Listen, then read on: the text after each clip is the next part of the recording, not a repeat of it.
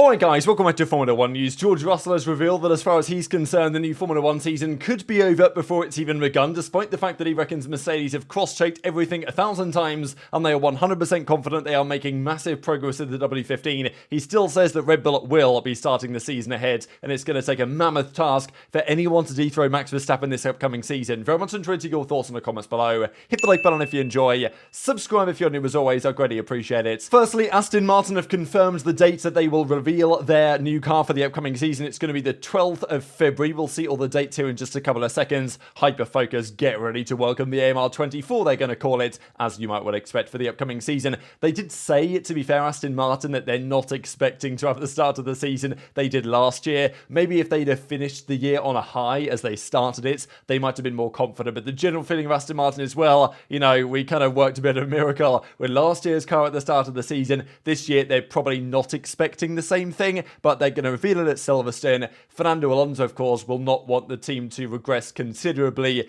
The P3 at Brazil was really the icing on the cake for what was a quite incredible season. And Alonso says, look, I'm not ready to step away. When my performance steps away, then sure, the decision will be made. But until then, Alonso intends to stay around. But after a season in which he achieved, what was it, like 7-8 podiums by the end of it, is he going to be happy with going back to, you know, being way down the grid? I don't really think so. So I think there's a bit more to it than just his own personal performance. If the car falls away, I'm sure he's not expecting to get another 8 podiums next year. But if the car is falling away, even if Alonso's performance isn't, you might imagine a decision might have to be made one way or the other. But of course, how good that Aston Martin is depends largely on how good the other team's cars are. And we'll discuss what George Russell has to say on that in a second. So 6 teams, we know the dates of their car reveal. To be fair, didn't Mercedes also confirm it was going to be the 14th? I'm pretty sure Mercedes, maybe they didn't confirm it yet. Maybe it's just rumours. But I think there are rumours that Mercedes and McLaren are going to reveal their car on the 14th of February. But as of recording, that's not yet been confirmed. Ferrari is the 13th, Aston is the 12th, and then both Williams and Stake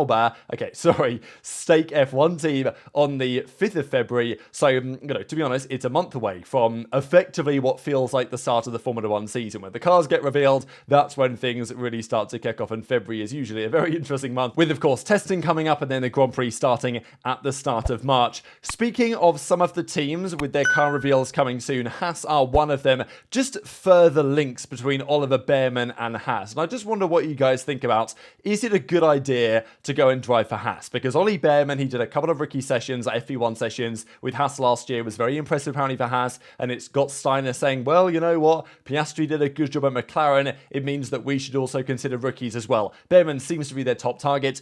Assuming Bearman, he's driving for Prema, this is the Formula 2 lineup, and Bearman will be expected to perform well and, you know, maybe win it or get close to winning it, or, you know, have a very competitive season in that Prema. Just to mention some of the others, potentially Martins will be back at ART, and, you know, no Roy Nissany spotted on here yet, which is interesting to some of you who follow Formula 2 and, you know, those Junior Formula Series where Nissany's been around for several years. But assuming Bearman does well, there's a likely chance that Haas say, you know what, for 2025, do you want to drive for us? Ferrari Junior Driver Academy program guy. But of course, what we know is that typically Bearman would probably want to go to the Alfa Romeo Sauber team. That would be probably the ideal location because they've been Ferrari backed, and previously Charles Leclerc went there with Fred Vasseur and now has gone on to the main Ferrari team. Ferrari aren't just going to say, all right, Ollie, in you go, as like an 18, 19-year-old, straight in alongside Leclerc or whatever. Highly doubtful. He will probably have to drive elsewhere. And Sauber, now it's going to be Audi Sauber, that's no longer going to be a thing. Sure, they're still Ferrari-powered for now, but that's not in their plans. So the only other Ferrari-powered team on the grid will be Haas. So, you know, if you want to go anywhere, and if you're Ollie Bearman, probably Haas is the place to go. But of course, there's a question given the way that Steiner runs his team and the way that Haas isn't necessarily always the best place for rookies to go. Could be a difficulty. I guess if you're any rookie, you get a Formula 1 offer, you can't exactly say no, right? Like, if a seat is opening up for you on the grid and people want to put you in the seat, you're not going to turn it down. And to be fair for Haas, like, given the fact that their cars tend to be better qualifiers, at least over the last couple of seasons, than race cars, there is a chance that you put in a P3 performance. You out-qualify, you know, a Ferrari or something on a weekends, and sure, whatever happens in the race happens in the race. But at least you're making a name for yourself. So, look, I would be concerned if I was Ollie Bearman about joining Haas and the implications that might have in terms of how many rookies have gone there and have been, you know, quickly ousted from the Formula Formula One landscape within the next couple of years. But, you know, if you're good enough, if you're an undeniable level talent, then it's going to shine through, I suppose, somewhat regardless. Whether Ollie Behrman's good enough for that, I guess we'll see over the next season or so. Really very exciting Formula 2 campaign, I think, this year. But in the Formula 1 side, cars are being built. The teams know pretty much whether they think their cars are going to be any good on the development performance they have found over the winter period. McLaren say they're feeling good about their development. We heard rumours yesterday that Ferrari think they found roughly half a second of performance on last year's Japan and onwards spec of the SF23. Apparently McLaren feel the same way, that they found maybe half a second. Now, we don't know what Red Bull have found. You'd think Red Bull have probably found something rather similar to that, and Mercedes, who really knows? But that's all the talking points over the last couple of days. Even Adrian Newey said that back in 2010, he feels like the RB6 had the same performance edge as 2023. Now, some might disagree with that statement looking at the races, and some they didn't win, but you know, obviously reliability not great that year, and Seb Vettel did win the championship anyway. But of course, Red Bull wasn't P2, which was a first for Sergio Perez achieving the 1-2 in the championship this season for Red Bull. But Mercedes have had a lot of talk on how they expect the start of next season to go. Of course, their intention was to compete with Red Bull this most recent season. They got absolutely nowhere near. Okay, P2 in the championship, but that does not tell the story, of course, of the season. And even last year during the off-season, Mercedes did say, well, you know, Red Bull are going to start ahead again. We're not going to be able to catch them up just over the winter. And that was on the gap between the W13 and the RB18, which was,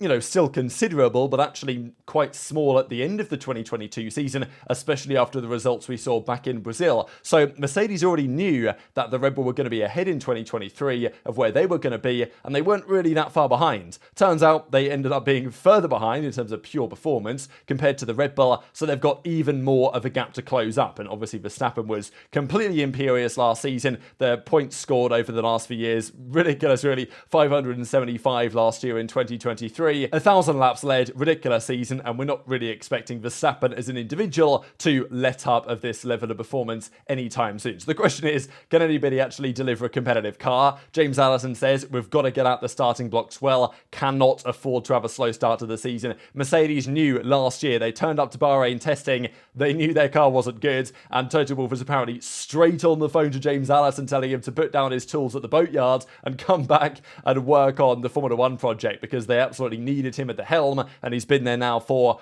basically 12 or so months, 11, 10 months, something like that, guiding the ship. So we'll see if that's enough. But there's no, you know, Mercedes have to start out very strong, much stronger than they have done for the last couple of seasons, but even that might not necessarily be good enough to get back to the top. So George Russell has some interesting words on this, especially on the confidence he has around the W15, but also on where Red Bull are going to be. So I certainly think we're in a better place now than we were 12 months ago. So, you know, maybe they would say the same thing going into the W14, right? A lot of these comments potentially are echoing what happened last year. But this year, on paper, they should be more likely to be true. They definitely understand more than they did previously. And last year, Russell said that they kind of rushed the car in some ways. They thought that they were right about certain things that they weren't really. So he goes on to say, this is probably the most interesting statement. We've been working towards our new car concept for a number of months. We have cross-checked everything 1,000 times, and we are all very confident. So he believes, the team seems to believe, that all the traps they fell into last season,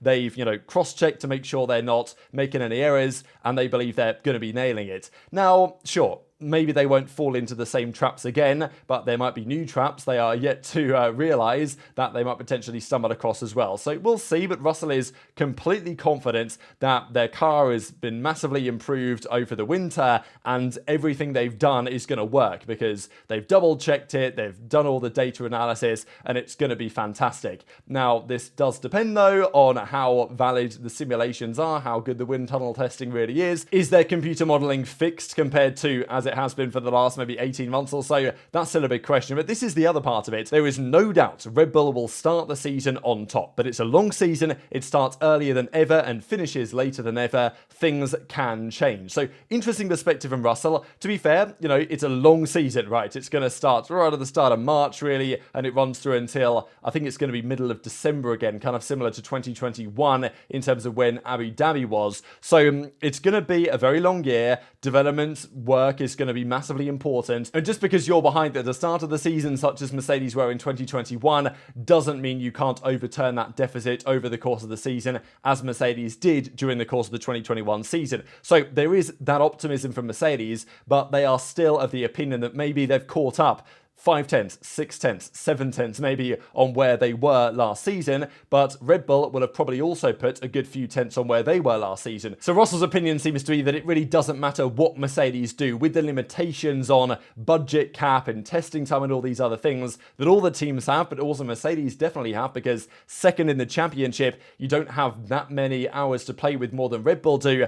You know, with all these factors, Mercedes realistically, as far as Russell's concerned, cannot catch up to where Red Bull are going to be if Red Bull simply do a decent job. You know, if they make an expected step, as I'm sure they probably will, Red Bull will be ahead. But I guess the theory for Mercedes would be that, well, our concept for next season is going to have a much higher ceiling. Red Bull might well be straight up at their ceiling with next year's RB20, and therefore by mid-season, by late season, that's when Mercedes can potentially challenge. But in some sense, at least Russell is admitting that he's not expecting to turn up to Bahrain and win. He's thinking that for the first, 5, 6, 7 races, it's maybe about, if they want to fight for a championship, damage limitation to Red Bull before, hopefully, as far as Mercedes are concerned, by mid-season, they'll be able to start putting together enough race victories to try and fight for the championships. Maybe that's true, but it's almost like Russell's admitting that, yeah, well, we're going to be at a big deficit, even points-wise, to Red Bull and Verstappen at the start of the season. And look, do we expect that to actually change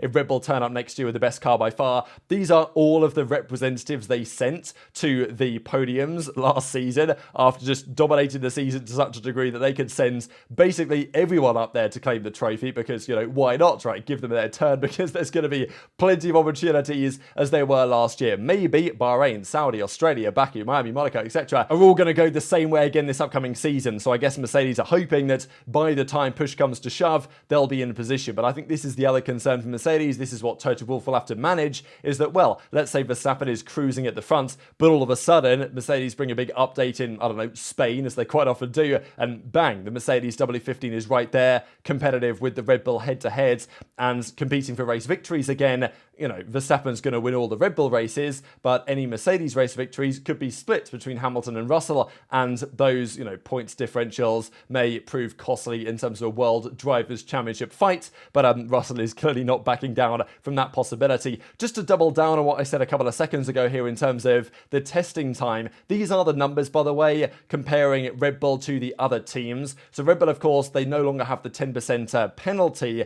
that they had after breaching the cost cap in 2021 for roughly the last 12 months. That's now, of course, at an end. And these are the new hours. So Haas have, as was said in the tweet, 540 hours more over the next 6 months than Red Bull do. So it's kind of crazy to think that Haas, according to Steiner, didn't find any wind tunnel performance from their car, given the fact that they have way more time than anybody else to test things. So kind of wild, really. But then Stake F1 team, AlphaTauri, Williams, Alpine. And then it gets kind of interesting, right? Because, Red Bull 840 hours, Mercedes 900 hours, but Aston McLaren, 1,020, 1,080. That's quite a significant chunk more than Mercedes and Red Bull have. So, theoretically, McLaren fourth in the championship, they've done quite well. And actually being fourth for McLaren means that they have a fair bit of, chunk of hours to work with compared to some of the other teams around them. How much difference, though, is that going to make? And just one final thing to close out the video with, some rumours emerging that the Formula One, governing body, the FIA, will intend to manage the F1 engines going forwards in terms of